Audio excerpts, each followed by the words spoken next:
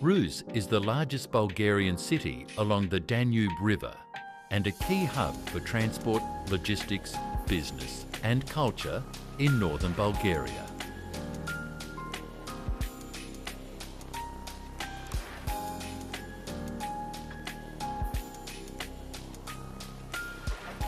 Prone to multiple natural hazards, primarily flooding and landslides, Ruse was chosen as one of the 5 city labs where the European Union-funded NBSINFRA project will test and implement nature-based solutions to restore climate resilience.